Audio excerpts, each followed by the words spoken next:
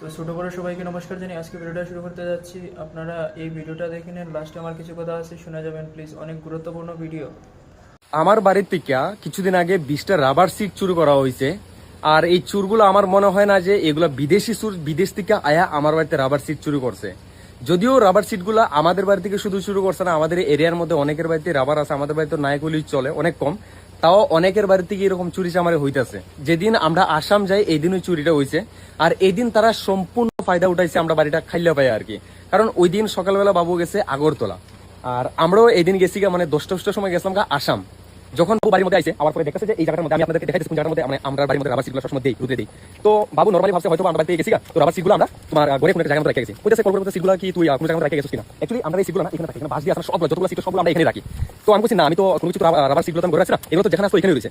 আমার কইতেছে যে একটা সিটও বাড়ি থেকে নাই, কি থাকবো মানে এতটা খারাপ লাগছে কথাটা শুনি না। জাস্ট যারা আমরা বাগানগুলো খাটে তারা জাস্ট দিয়ে গেছে, ইভেন টাকাও লেগে গেছে, ঠিক আছে, তারা পারিশ্রমিক তারা নিয়ে গেছে আর রাবারগুলো দিয়ে গেছে, মানে আধা কাঁচা রাবার সিট এটি শুকাইছে ভালোভাবে। আর কি কম, এটা আমার ফার্স্ট টাইম এমন আমার বাড়ির মধ্যে যে রাবার সিট তারা চুরি করছে। আমার যতগুলো রাবার যখন আমি আগে কাটতাম বাগানগুলো একটা রুম আমি দেখাইতেছি, এখানের মধ্যে আমি সবসময় ওপেন, মানে আমরা ঘরে রাখার কোনো এই নেই, আমরা ঘরে রাখি এই এখানে আমি বাসগুলো বাইন্ধে রাখছি, এখানে বাসগুলো বাইন্ধে রাখছি, এখানে আর অনেকগুলো আসতো 200 150 100 এরকম রাবার আমি এখানে রাখি, এখানে শুকাই, এখানে বিক্রি করি এখান থেকে নিয়ে। আর এই যে ঘটনাটা ঘটছে ভাই, মানে কি কম এগুলো তো মানে কি লাগে ভাই, এগুলো তো লোকাল ছাড়া মানে লোকাল চোর ছাড়া বিদেশি শুন না, কারণ তারা ফুল ইনফরমেশন রাখছে যে আমরা কোন সময় যাইতেছি বা আমরা বাড়িতে কোন সময় খালি থাকে।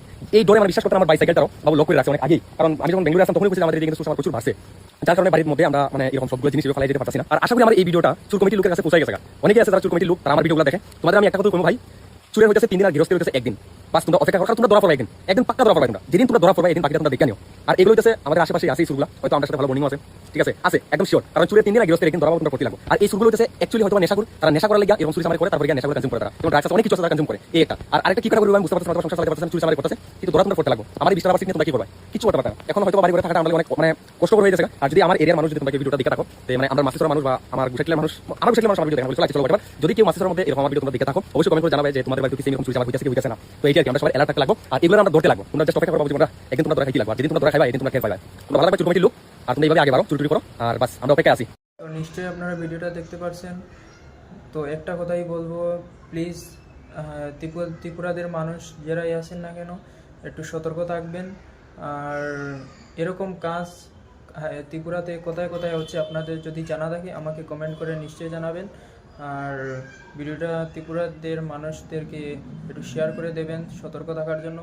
আর যার ভিডিও অল্পখানি আমি লাগিয়েছিলাম আপনারা দেখতে পারছেন, ওনাকে প্লিজ সবাই সাপোর্ট করবেন।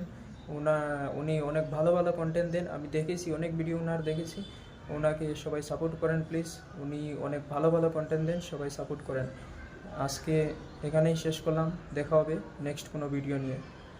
ধন্যবাদ সবাইকে লাস্ট পর্যন্ত দেখার জন্য।